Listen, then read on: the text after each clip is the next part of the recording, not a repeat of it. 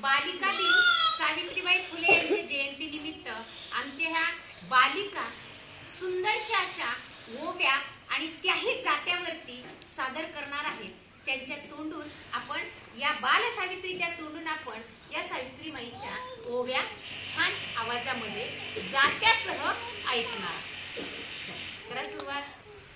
पहिली माझी